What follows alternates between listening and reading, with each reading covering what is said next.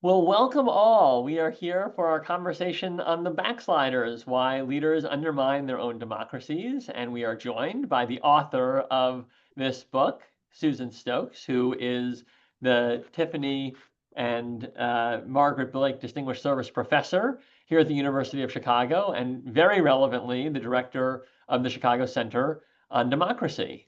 My name is Seth Green, and on an afternoon like this one, I'm especially grateful to say I'm the dean here at the Graham School at the University of Chicago.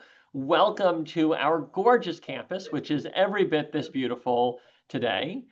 And welcome to the Graham School, where for more than 130 years, we have been the leader of rigorous lifelong learning, extending the incredible assets of this university to individuals across all ages and stages of life.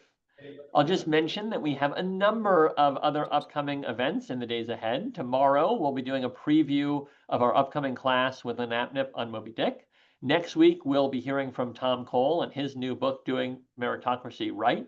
And then right after the Thanksgiving holiday, we will be back with a conversation about the return journey for those who may be in midlife and looking to return to work. How do you thrive after a career break? I will also just mention that we have our holiday party now less than a month away, and we have over 500 people that have RSVP'd. So you should join them and be part of our phenomenal intellectual community. It will be from 5 to 7. And beforehand, we will have a conversation with Chris Jones. Chris is actually bringing a Graham School group this week to Broadway to look at the business of Broadway.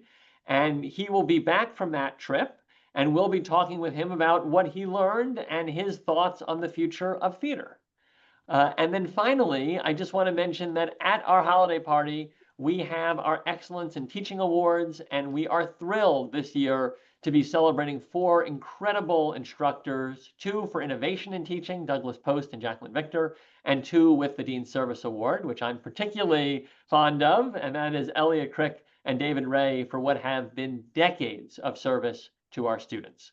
But you are here today to hear from the one and only Susan Stokes. Susan has let me know that she had something come up, and so she is in transit, but did not want to miss this. And so apologies, you may hear a tiny bit of background noise, but I'm sure her genius will shine through. And so, Susan, to get started, a very simple question. Why did you write this book? And the follow-up, just to preview it, is why now? Why this book? And why at this moment in time? Thank you so much, Seth, and I'm really grateful for everyone who's here, who's your interest in this topic, and I'm very grateful for your forbearance with my strange location. You will see random people walking behind me here and there, but I'm entirely, my attention is entirely yours. When I was a graduate student, it was a time of great excitement where in many world regions, there was a really dramatic wave of democratization. So actually, before I was a graduate student in Southern Europe, there were several countries like Portugal, Spain, Greece that had transitions to democracy, and then Latin America, which is the area that I study, in the 80s and 90s. One after another dictatorship fell, and it was a very exciting time with transitions to democracy. And of course, that was then followed by transitions to the fall of communism in Eastern and Central Europe and the Soviet Union. So that was sort of the story, the big story of regime change in that period. And democracies sort of struggle along, and things don't always work that well. And it's not as though achieving, getting rid of dictatorships means achieving the good society, but nevertheless, you had competitive elections and relatively free association and informed citizenries and military establishments that were confined to the barracks and were loyal to the Constitution and on and on. And then in the very sort of tip end of the 20th century, we began to see a shift toward what we call democratic backsliding, which wasn't the return to coups d'etats. It was a new kind of phenomenon, or new for the period, where elected leaders were undermining their own democracies. And that was of great concern. As somebody who studied Latin America, it was of great concern. And then, of course, we had an election in this country in 2016 in which we elected someone who appeared to be less than reverential of democratic institutions. And that was very surprising. It was very surprising to me and to many colleagues in the social sciences. So that was the reason why I became interested in trying to understand why this is happening, what the origins and causes of democratic backsliding around the world were.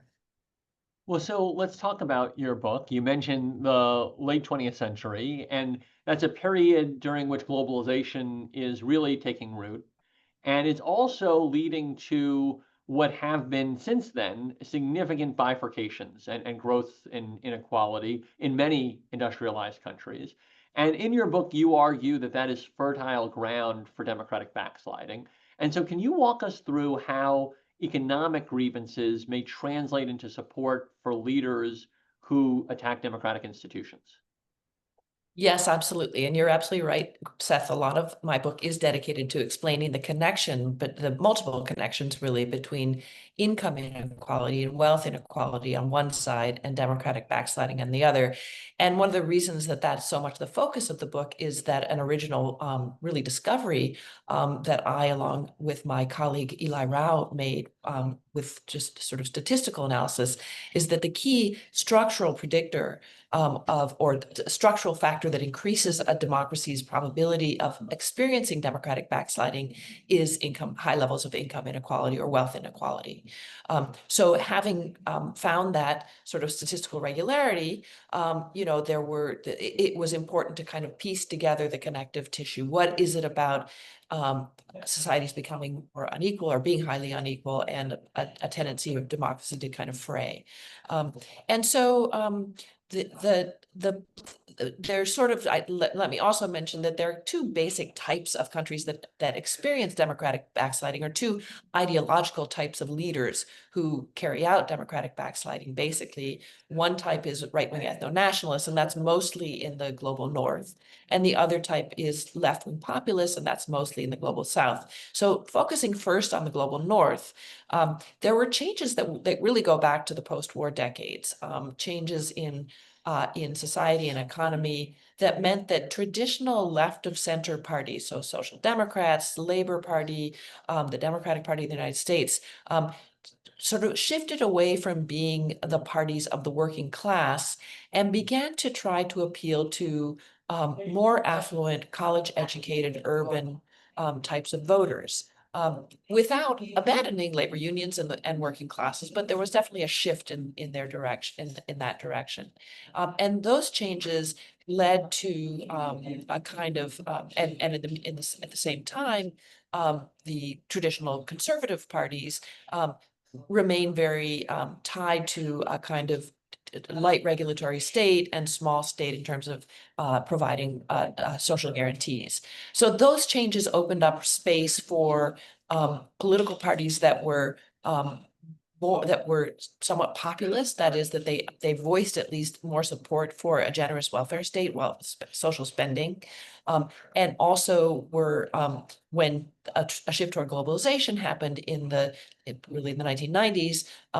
These parties resisted globalization. They were opposed to globalization in contrast to the legacy left-wing parties. And then they began to adopt positions that were very strongly kind of ethno-national. So there was a strong sense of that there is a people that is the sort of essence of our nation, and then there are other people who are not just not part of the nation, but actually the enemies of it, enemies from within. And so that's the birth of right-wing ethno-nationalists in the global north. It's a little bit of a different story in the global south, and I can talk about that later. But in that, with that background, that is changes in this party systems, what opened up space for right-wing ethno-nationalist parties, income inequality, growing income inequality under globalization, really left big swaths of the more low-income working class populations somewhat orphaned in the system, and open to the kind of appeals of right-wing ethno-nationalist parties that played on a sense of grievance, a sense of being left behind in countries in which other people were doing very well, more highly educated people were doing very well, and then sometimes those parties achieved power, and when they did often attempt to undermine their democracies. When I know your book looks at the right-wing ethno-nationalist and also the left-wing populist, and your point is that there are certain things in common despite massive ideological differences that lead to that attack. Maybe I can just ask Susan, so I understand how this creates the circumstances in which individuals are going to feel angry and they're going to want change. But why do you think what you write in the book are left behind voters gravitate toward this, kind of approach and are open to this backsliding? Well, I think that the other major actors in the party system have given up on those kinds of positions. That's part of the answer. So it's among the right-wing ethno-nationalists that a very strong kind of populist appeal can be heard. And in the global South, it's left populists who are making that strong appeal. So that's part of it. And then there also are other effects of income inequality, such as the partisan polarization and a loss of confidence in institutions that makes people turn and say, okay, which is the party that's talking about how these elitist institutions aren't on my side, how these other parties are really out to get me, and they find a ready place, a kind of a welcome home in right-wing ethno-nationalist parties. Well, so economics plays a huge role. And so we've talked about that. I know we'll probably continue to in the Q&A with our audience. Are there other specific global or technological shifts beyond the economic inequality that have enabled this moment? Because your book looks at how over the beginning of the 21st century, more than 24 presidents and prime ministers have attacked their country's democratic institutions. So this is a wave, and I'm curious if you could talk about what else is enabling this wave that you're seeing? So the other really important factor is not so much an economic one as a political one, and that is that there's a kind of demonstration effect among leaders. So, and we can show this to some extent statistically as well, but I think it's pretty intuitive. So, you have Viktor Orban, who sort of comes to power and is a very illiberal leader in Hungary and kind of undertakes a national gerrymander of the entire Hungarian space. And then Donald Trump looks over to Hungary and says, gee, I'd like one of those for myself. And then a few years later, Jair Bolsonaro in Brazil is very inspired by Donald Trump and undertakes many of the same kinds of actions. So there's a kind of contagion or a kind of demonstration effect. But let me say that one thing that's really interesting is not just what is a causal factor, but the kinds of things you might expect that don't turn out to be particularly strong causal factors. And one of those is the age of a democracy. So when in the old days, we used to study democratic instability in the form of military coups. And the key factors that came out in those studies were income per capita, so how wealthy a country was, and how old the democracy was, how long it had lasted without a prior military intervention. Neither of those things And those really. things, Susan, I assume would make it lower. The higher your income, Exactly, the longer you've exactly. been a democracy, you're less So likely to have a coup. exactly. So one finding is that any country with an income per capita over about $4,000 US dollars a year is very unlikely to ever experience a military coup. And once a country has gone for 6 years without having a coup, they're no more likely to have a coup, other things being equal, as a country that has never had one. Kind of like experiencing cancer and then being in remission for a certain amount of time, and then your chances of getting cancer are no higher than someone who's never had it. Same kind of idea. So those were our expectations, in some sense, going into studying this in a statistical sense. On the other hand, coups and backsliding have different kinds of actors and different kinds of aspirations of those actors, and I can talk more about what those are. compared to democratic backsliding. They're really two different animals. And so in a sense, I guess we shouldn't be surprised that the statistics, the factors that contribute to them are pretty different. So income per capita does make a little bit of a difference at the margins, but it's not what we call a very robust result. It sort of disappears. It comes and goes depending on the nature of the model that you're estimating. And the age of the democracy really doesn't play a role. I mean, building on your point about military coups, one of the distinctions your book makes is that you can have military coups which abruptly end a democracy. And those, I think, have remained rare in the countries that you've cited. And then you can have leaders who gradually undermine democratic institutions while continuing to have public and often popular backing. And so I'm curious if you could talk a little bit about how they're able to maintain that strength even as they may gradually undermine the democracy. Yes, thank you for that question, Seth, because as you know, a good bit of my book is aimed at explaining that. And what is not the case is that there is not a kind of widespread rejection of democracy. It isn't the case that people, in these countries, wake up one morning and decide that democratic forms of governance are not what they want and that they'd rather have a different kind of government. What does happen is there are several of the factors that I mentioned before connected to income inequality. So a loss of confidence in institutions, a polarization, and both those things are helpful to backsliding leaders. So it's in a polarized country, in a country in which partisans of different parties hate each other. It's easier for people to say to themselves, well, I may not like the fact that he's attacking the press or undermining the courts or what have you, but God forbid that the other side come to power. And Right. should the other side come to power, the following may occur, and then you can fill in the blanks. We become Venezuela, we become a neoliberal, right-wing place, or what have you. And so polarization is one of the reasons that even leaders who are making moves that are in some ways unpopular, even within their own following, can sort of override the negative hit in terms of public support. Then another part of the answer, and this is really one of the, I think, fairly original aspects of my book.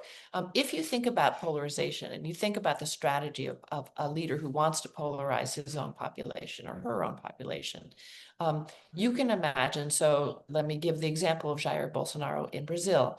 He goes around saying that the Workers' Party, which is the major other party, a social democratic party, is a bunch of communists, and it's too bad that the military didn't finish the job and kill 30,000 people. So very, very polarizing discourse against the other party. Now, if you're a follower of Bolsonaro and you believe what he says, then of course you're going to support him even more. On the other hand, if you are a supporter of the Workers' Party and you hear that kind of discourse, you might not be so happy about it. And so the problem with polarizing discourse is it can produce a backlash against the polarizing leader.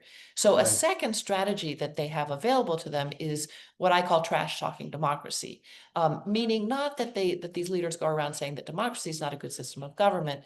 They go around saying that the particular institutions of their democracy are corrupt and hollow and elitist and so on and so forth. So implicitly what they're saying is, don't worry about the attacks that I'm undertaking against the courts, against elections and the press, what have you. They're really corrupt institutions to begin with, so no harm is done. In fact, you need me to tear these institutions down and let's start over again. And by the way, we're going to start over again with institutions that are much more dependent on the executive. And I mean, in a context where you feel like the democracy isn't working for you, right? If you're a large part of the population, that might feel like a better answer because you feel like, this system, even though it may have certain norms, has been captured in a certain sense. And so you need to wreck in order to get to the next stage. I was struck in the Ryerson lecture that Kathy Cohn gave a couple of years ago when she looked at viewpoints of different groups and they asked, what's the most effective way? And there were groups that had been marginalized. And for a lot of people that maybe would be considered more privileged, they were saying voting. But for a lot of people that had been marginalized, their view of how change should happen is revolution, right? Because they felt like And so in some ways that reminded me of a lot of what you write about in your book. She was talking about in that particular context a different population than the one that may be here behind this movement. But I think it gets to this idea of left wing or right wing, right? And it's not about ideology, it's about this sense of powerlessness in a democracy. So you may want to have less of that system than you've had to date. I mean, can you talk about how countries come out of this? So looking at cases where backsliding was successfully resisted or reversed, what factors made the difference, and what gives you hope or concern about the resilience of democratic institutions today? So, starting with some humility, we are really very much still in the middle of this drama, and so we do have particular experiences that we can look to. But I think that I don't think we have definitive answers to that very excellent question yet. But I can say a few things about, there are backsliding leaders who exit office. So we do have cases in which you have a democracy, a backsliding leader comes to power, and some period passes, and then the country becomes fully autocratic. So that happened in Venezuela, it happened in Nicaragua, it may be happening in Turkey. But then there also are cases where a backslider leader comes in and then exits, either without really having done as much damage as one might fear, or having done damage but nevertheless is removed from power. So how are they removed from power? Sometimes they're voted out at re-election. Sometimes they stand for re-election, even or they agree to not stand for re-election because they're under term limits, although it's frequently the case that they will kind of get rid or loosen term limits, run more than originally they were supposed to, but then eventually leave office. So in Mexico, term limits ousted or led to the exit of López Obrador. In Ecuador, term limits eventually led to the exit of Rafael Correa, and so on. So that's one thing that can happen. Another thing can happen is they can just lose elections. So Jair Bolsonaro, whom I was talking about earlier in Brazil, lost his re-election bid. Tried really hard to hang on to power. Nevertheless, it looked a lot like how things looked in the United States in 2020, but eventually did exit power, and actually was later held to account, legally tried and convicted, and is headed to prison. And there are other cases. The PIS party in Poland lost election bid, so that happens as well. Sometimes they're yanked from office by their own parties because they become liabilities. So that happened in South Africa. It happened in the UK. The UK was not a case of democratic backsliding, but I describe it in my book as a near miss under the Boris Johnson administration. So and then be reformed and slowed down and messed with while they're in office. For example, one of the strategies that has been somewhat effective is a kind of the parliamentary opposition, or even state and local government oppositions, just kind of throwing monkey wrench in the wheels, just slowing things down. In Colombia, under the Uribe administration, the opposition in the legislature was very adept at using parliamentary rules to slow down the leaders' efforts. That's happened at the state level in the United States as well. So let me finish answering that question with one more general observation, which is the feeling of an inevitability that backsliding leaders attempt to promote among the public shouldn't be believed, because they aren't inevitable. They don't have full support. They never have full support of the population. There's always moral outrage at leaders who try to undo their democracies. And there's a style of decision making that tends to be ineffective. They tend to make big mistakes, and that's because these kind of autocratic style leaders surround themselves with yes men and yes women. And so they don't have counselors and advisors who say, hey, that's not a good idea, that can get you in trouble. So they make mistakes. And when they make mistakes, that's to be pounced on and exploited by pro-democracy actors. I'm going to come to the Q&A, but I just want to put out a devil's advocate question here, and I'll use the US as an example within the book. So, there is the concern about democratic backsliding. There's also very real bureaucracy and organization that is set up by one party and one system that doesn't meet the majority goals anymore, and that can often be very hard to unravel. And so Yeah. the case that I've heard for Donald Trump, right, is that liberal bias, including in higher education, including in the federal agencies, including in many places, and there is data behind that bias in the sense that, what we see in voting patterns doesn't reflect the average in the United States. And so, here's someone who is, really coming at these institutions, but the argument is the aim is to make it more democratic because you are trying to take these gains that have been made by one party and they put in their people, and then they put in rules that said, oh no, you can't remove any of these, you can't change any of this funding. And then they've said to you, as you get a mandate and you have a Congress and a presidency, oh wait, no, don't touch any of these things. We've created a legal system to try to stop you. So I put that out Mhm. just as the other perspective, is that this is not backsliding. This is an unraveling of a set of intentional rigidities put in place by one group to try to stop democracy. How do you distinguish between that argument and the backsliding? How do you kind of come to the view that this is necessarily the backsliding versus a view by the party itself, that this is trying to advance democracy? Great, Seth. Thank you for that question. It's great. I'll start by saying exactly the same kind of arguments were made by a left-wing president of Mexico. In that case, the argument is, all these positions, all these institutions are controlled by conservatives and so-called neoliberals, and that's why we need to get rid of them. So, democracy, the kinds of systems that we call democracy, are a mix of vertical and horizontal controls over the executive. And we want the executive both to be empowered by the decisions of the people, and also to be held in check to some extent by the people. So that's what we call vertical accountability. And we also need them to be controlled by co-equal branches of government and to some extent their own bureaucracy. That's a trickier question, but the courts, the legislature, independent institutions, Federal Reserve, and so on and so forth.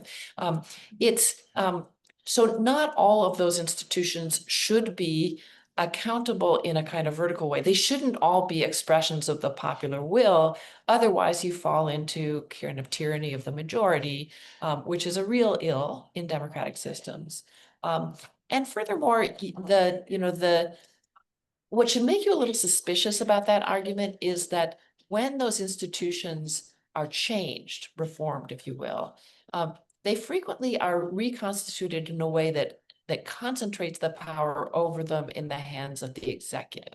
So if you wanted to change the civil administration, the bureaucracy, in ways that would, root out any kind of ideological bias that might be there, you would want to undertake reforms that would probably strengthen the training and the selection procedure, have it more under the control maybe of professional organizations.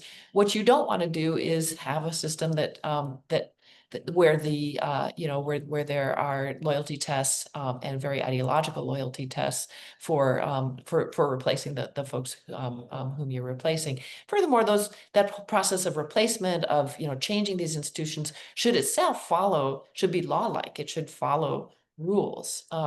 I can, again, talking about, you asked about the United States, it's a great case, but let me go back to Mexico, where the president wanted to undermine the independence of the national election body, the INE, because he had a chip on his shoulder. He thought he had lost, it had caused him to lose elections. In fact, that body is the envy of political scientists around the world. We wish we had an independent election, an efficient election body. And so he tried to undermine it and to make it more dependent on his political party and on him. And the Supreme Court said, no, you can't do that. That violates all kinds of rules. It's unconstitutional. So then he went after the court. And now the federal judiciary in Mexico is entirely elected from top to bottom. And that might sound like it's a gain in accountability and sort of the people's will, but actually it's been carried out in a way that basically means that the whole federal judiciary is very partisan, is very much tied to the ruling party. So now you have a judiciary that is basically kind of almost grafted onto the executive branch. So those kinds of, institutional reforms are quite important, and there's a lot of institutional reforms that we could use in the United States. But when the reforms take the form of aggrandizing the power of the executive and undermining independence, that's when alarm bells should go off. Well, and you know this better, Susan, but my understanding of why James Robinson, our, colleague, won the Nobel Prize is for his book Why Nations Fail, which is all about the consistency of the rule of law, property rights. Not having that kind of volatility really enables prosperity for countries. Well, so we have many questions in the chat. I want to start with one that combines a few. There's a question here about how to think about economic inequality, and then another one about its meaning. So I'll give you both. The first is from Nico. The poor and the middle class can afford things today that the wealthy did not have just a few generations ago: TVs, air conditioning, cars. Why is then income inequality so important a factor? We have a related question in my mind from Jerry. Any thoughts on a difference between statistically measured and perceived income inequality? So can you talk a little bit about what is it about income inequality? Is it that the people at the bottom don't have enough? Is it this perception of divide? Is it the ability to maintain goods? Talk about the nature of what you see in income inequality that gives you that sense that this is a contributor and how it contributes. Yeah, no, super great question. So there's no question that what we consider basic needs is historically and culturally relative. So, if I couldn't afford an apartment or a house, if I can't afford rent in a pretty nice, structure, I would consider myself deprived in 21st century America. Whereas if, go back some numbers of centuries, and our expectation would not be to have access to that kind of quality of housing. Same can be said for the nature of transportation. We feel that we need to be able to get transported from point A to point B without having to walk. And so the point is well taken. I mean, these are that you can appear to be rather well off by the standards of a previous era and not be considered and not feel yourself to be have your needs adequately met in a contemporary era. Now, income inequality, there are sort of psychological aspects of it, and then there are just plain old market aspects of it. And one of the, the psychological aspects is that we are prone to compare our welfare and or to let me put it this way, if we feel that we don't have enough and that our standard of living is dropping and that our children are not going to be able to achieve the kind of upward mobility that we wished, we can be easily told that the fault is that somebody is jumping ahead in line. Somebody else is getting an unfair advantage, and that advantage is keeping you from getting what you need. And sometimes that's accurate, and sometimes it's not that accurate. But that's something that politicians of a certain, this sort of populist type of politicians are have an intuitive feel that that's a good kind of argument to make. So there also are, I'm not sure, you may have to remind me, I may have forgotten some of the end of the question, but there are also, beyond psychology, there are, well, two final points. Another is that living in a highly income unequal place also influences the perspectives and views and beliefs of people at the top. There's a wonderful paper, very old paper, older than me, I think, by a sociologist named Seymour Martin Lipset, in which he said, one of the things he says is when income inequality is very great, it affects the people at the top in the sense that they need to have a justification to themselves for why they are so well off and other people are so poor. And they say to themselves, well, those people are not really human. And so there's an effect, there can be a kind of a democracy undermining effect on people at the top as well. But let me just quickly say that there also are sort of market reasons that don't have so much to do with psychology for why inequality can be sort of abrasive for people at the bottom. And that is that some kind of market conditions can lead to favoring of, the profit margins are just much higher for people at the top, and that can sort of siphon resources off to that part of the distribution and make people at the bottom suffer what we're now calling an affordability crisis. So think about housing. Well, and it is also how we then devote the resources of our talents, right? So, I mean, I'm sure you've seen Exactly. this data, but in the 90s, the top 10% of households made up about 35% of consumer spending. Today, it's majority. And so, most of the economy, right, is working. I mean, which is how it's supposed to. That's Milton Friedman, right? People are responsive. And the whole point of a dollar is to give an exact measurement to how a market should respond. But in a world where a majority of dollars are being consumed by the top 10%, right, then the economy follows, right? And so even if you have, and there was a great piece in the New York Times about this, a Disney World, right, and it is one Disney World, you now have two very different experiences within, because in order for their business to work, right, they have to figure out how they're going to build a model that is allowing them to benefit from the wealth of the top 10%, while maybe even keeping their doors open. You So, can just drive on the highway in some places in the United States, and you can get in that fast lane if you're willing to pay for it. So yeah, we have that all over the place. Yeah. well, so let me follow up. There's a question here from Raibad Isingser that is about social media. And I'm curious what role media as a whole, and then maybe social and all of these other newer forms, play in shaping opinions about trust in political institutions or in challenging democratic norms. And so can you talk about media? Because it feels like that is another big disruption. I mean, it aligns with your timeline of the early 21st century, because that's when we're starting to move toward a media that allows more personalization and echo chambers by its very nature. What role does that play, as far as you can tell? So the change in the media environment more broadly, the shift from a few very authoritative, sort of high quality journalistic sources where where journalistic professional norms are very much at play, to a much more fragmented kind of pseudo journalism in some quarters, which goes back to before the digital revolution and the rise of cable television, and then with the digital revolution even more so, where where many people are getting their information from social media, where they're getting fed information through algorithms that are keeping them in these sort of siloed environments. All of that is very important part of the story, and so it has the effect. It can increase polarization just because we are less exposed to sort of cross-cutting ideas. It can lead to belief in conspiracy theories and the like, because we're getting information that hasn't been curated by professional media organizations. So that those are contributing factors. I have to say that the research has not been, and this I'm talking more about secondary research by other scholars, it hasn't been as dispositive as you might think in arguing that democratic erosion is itself a byproduct of the rise of social media. I mean, for one thing, the timing isn't quite right. Really, the democratic backsliding began before the invention of social media of social media. But it's also the case. It's a complicated environment. I mean, social media does contain a lot of mainstream journalism also is diffused through the social media. So just being exposed to social media isn't in itself going to say that you're only getting fed misinformation. So it definitely is part of the story. It's part of the story of polarization and in a loss of confidence in institutions.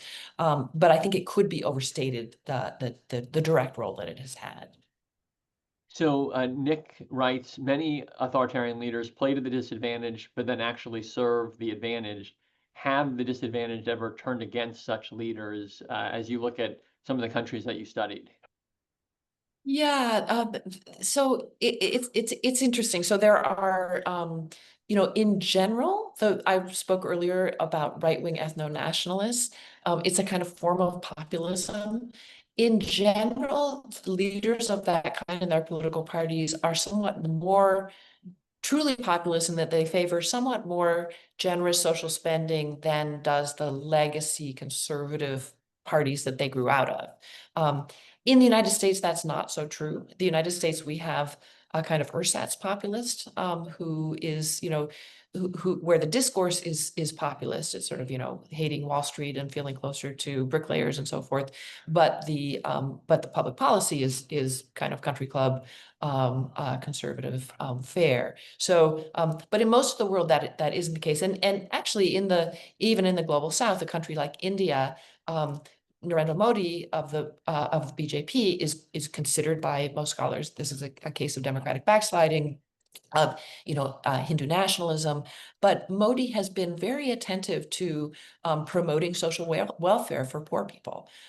So enormous latrine building program, enormous program of distribution of energy canisters, and actually a lot of that is pretty good public policy where they're not just distributing to the loyalists; they're actually distributing to based on need. So it's a complex mix.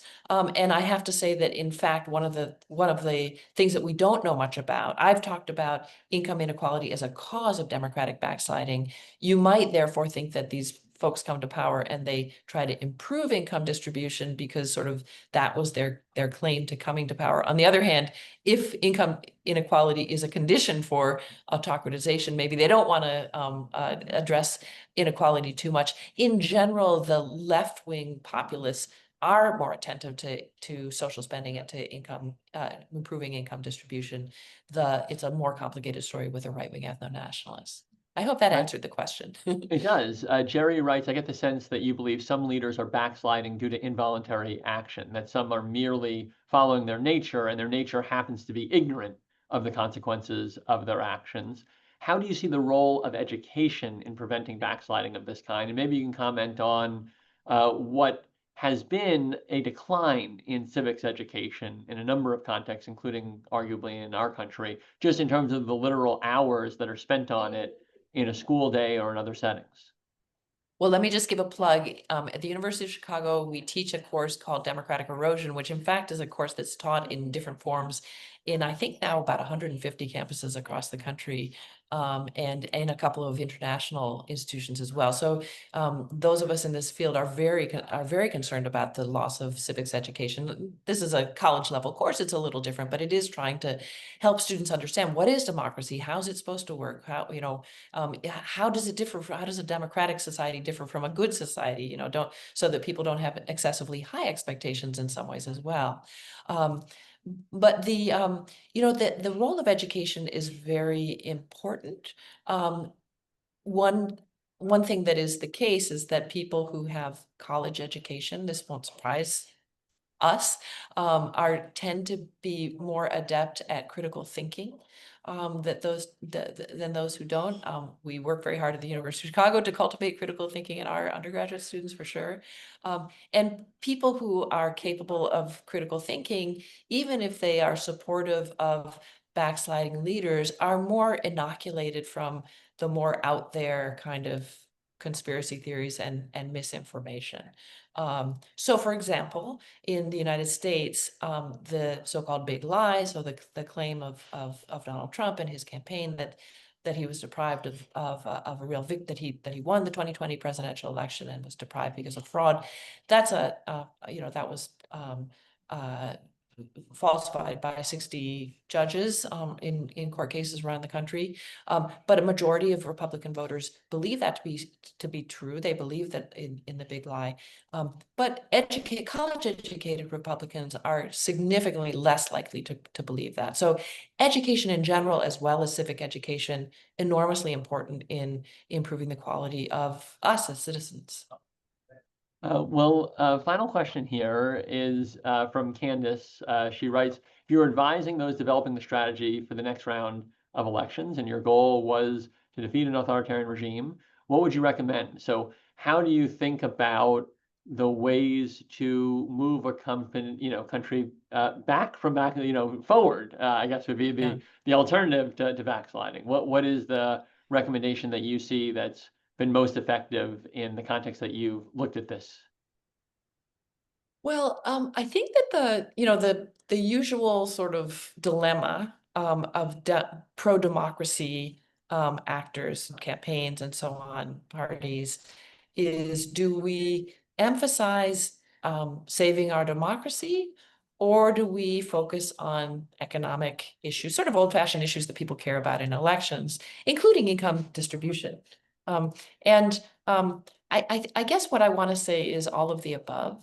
And I think, and I hope that one of the things that my book does is to emphasize that when we express public concerns about very skewed income distribution, we really are talking about protecting our democracy. So if you invest in solid social programs, aid to the elderly, to the poor, to the disabled, and so forth, the kinds of policies and measures that will improve the quality of life of people at the bottom and reduce the sense of grievance, reduce the sense of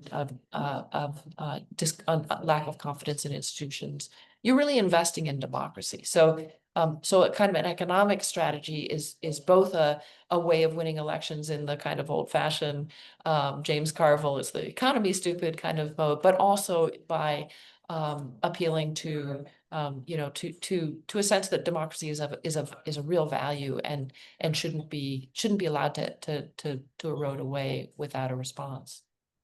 Well, Susan, thank you for this conversation, especially amidst your travels. I know that all of us feel deeper in our understanding of this, and grateful to you for studying this with such rigor and bringing clarity to how to think about it. So thank you for your time. Thank you all for joining us. And I hope to see many of you tomorrow as we go way back in our own democracy to the writing of Moby Dick and how to think about it and how to look at some of these as not inconsequential issues in human nature, but from a literary perspective. Thank you all again, Susan. Thank you. Safe travels. Thank you. Thank you so much. And thanks to everybody for coming. Bye.